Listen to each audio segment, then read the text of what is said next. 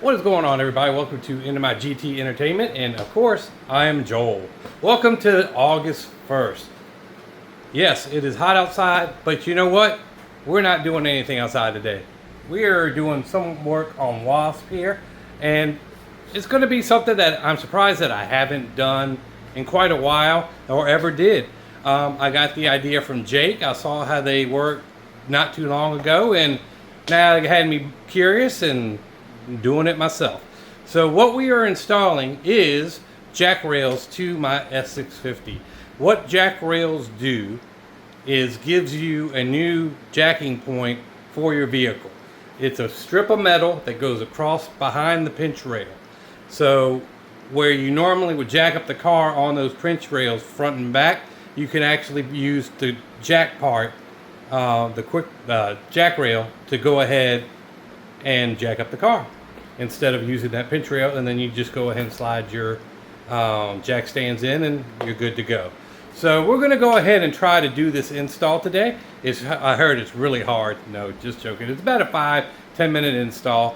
I'll stretch it out a little bit for the video and we'll go from there. See you in a sec.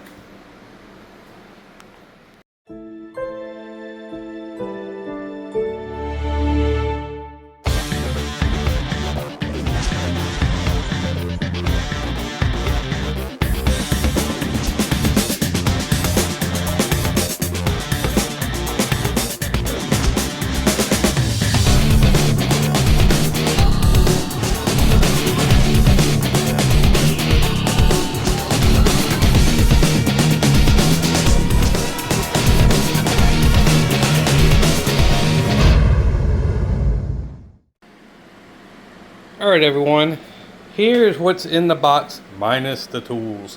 You have two jack rails. One is shorter than the other.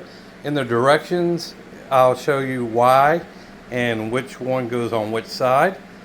It comes with the hardware that you need and the little plugs that go into the holes after you're done. The bigger holes are on the other side, so I'll show you that as we're doing the install.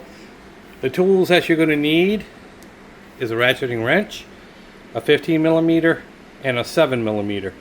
This is optional. I'm trying to see if that makes it easier or if that's just going to be harder, which way. If you got power tools, you know, things work a little quicker sometimes.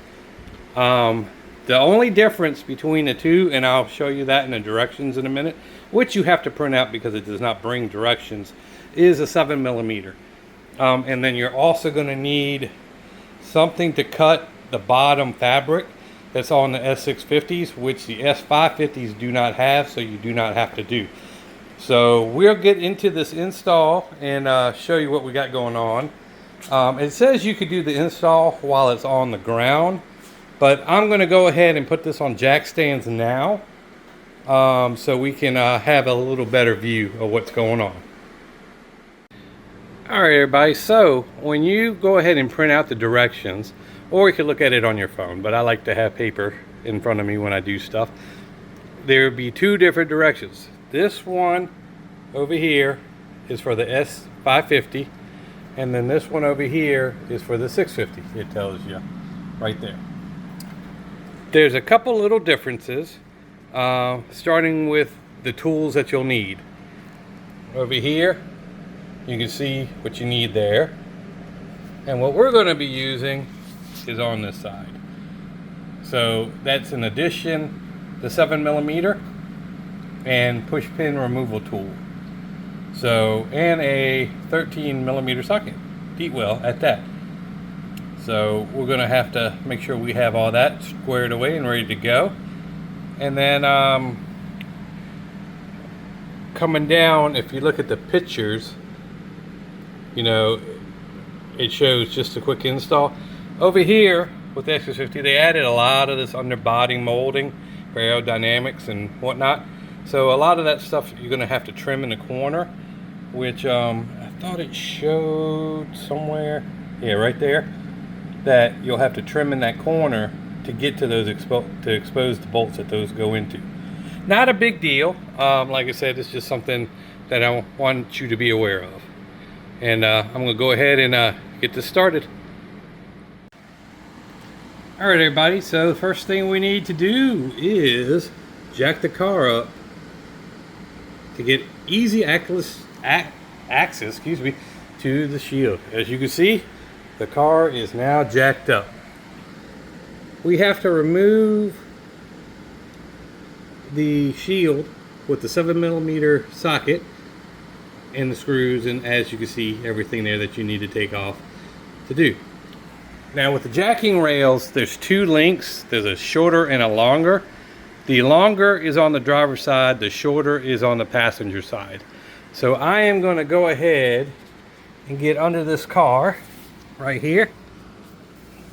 And these are the bolts that they are talking about that you got to take down.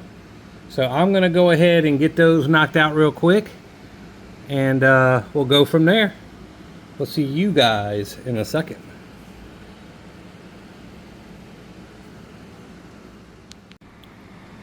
Okay everyone, so as you can see, I got all those bolts taken out, and I've made my cut to expose the two bolts with the front of the jack rail is going to hold. So once you put the jack rail here, it covers all that up so you won't see all that going on. So let's go ahead and get these bolts out and get the first one up. Alright everybody, so as you can see, I have it in there now.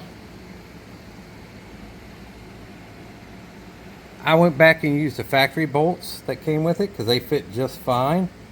So it's the 13s in the front, and let me see if I can get you a good view here. Right there. The 15s in the rear.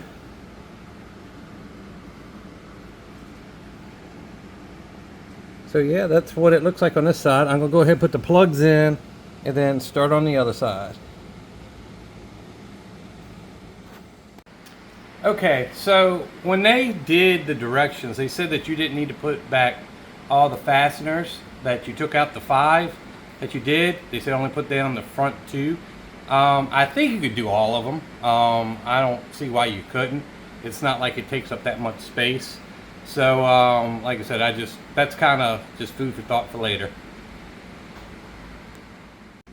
Alright guys, and those are the plugs that you put into the holes so you don't get moisture in them.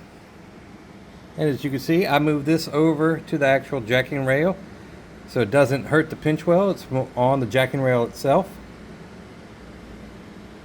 And that's what it looks like on this side. So I'm going to go ahead and do the other side, and if there's any differences, I will let you know. Alright everybody, this is the other side, passenger side, and as you can see, that is now in there. I haven't moved my jacks around or anything, but basically rinse and repeat.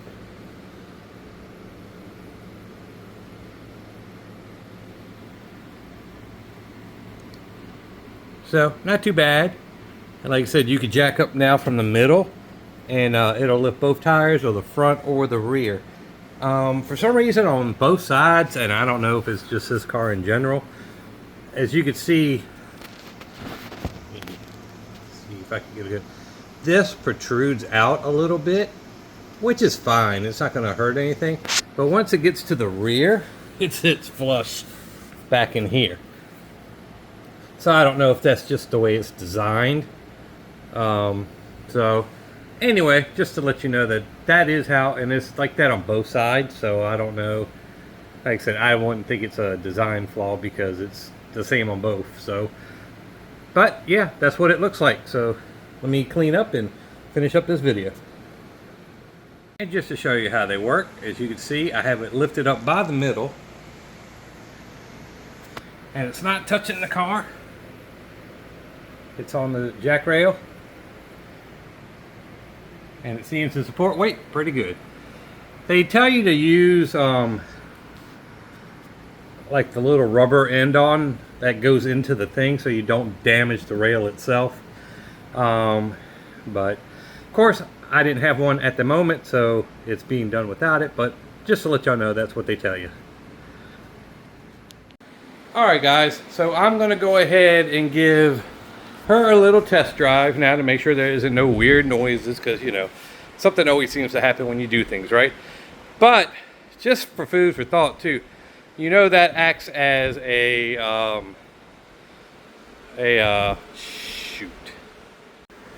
subframe connector, because it stiffens everything from this panel all the way to this panel under the car.